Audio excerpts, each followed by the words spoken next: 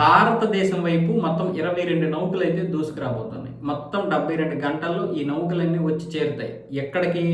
గుజరాత్ దగ్గర ఉన్నటువంటి కాండ్లా పోర్ట్‌కి. కాండ్లా పోర్ట్ అంటే ఇంతకుముందు దీన్ దయాల్ పోర్ట్ అనేవాళ్ళం కదా. ఈ పోర్ట్‌కి ఇవన్నీ ఎందుకు రాబోతున్నాయి అంటే, ఇప్పుడు గల్ఫ్ దేశాల్లో జరుగుతున్నటువంటి ఉద్రిక్తత పరిస్థితుల్లో ఇప్పుడు అన్నిటికీ కూడా దగ్గరగా ఉన్నటువంటి గల్ఫ్ దేశాలకి దగ్గరగా ఉన్నటువంటిది ఏది అంటే మన పోర్టే. అందుకే ఇప్పుడు యూరోప్కి చెందినటువంటివి, పశ్చిమాసియాకి చెందినటువంటివి, అలాగే కొన్ని ఏమొచ్చేసి ఆఫ్రికాకి చెందినటువంటి నౌకలన్నీ ఇటు వచ్చేస్తున్నాయి.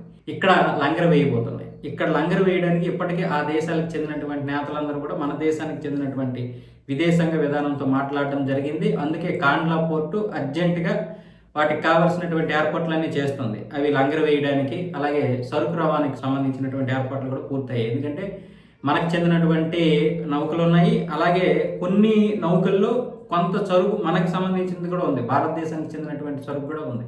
అలాగే ఈ మధ్య థాయిలాండ్కి చెందినటువంటి ఒక నౌక మయూరి నారి అనే నౌక దెబ్బతినింది కదా, అది కూడా ఇప్పుడు ఇందులోనే వస్తుంది. సో దాంట్లో ఉన్నదంతా కూడా మన సరుకే 80%.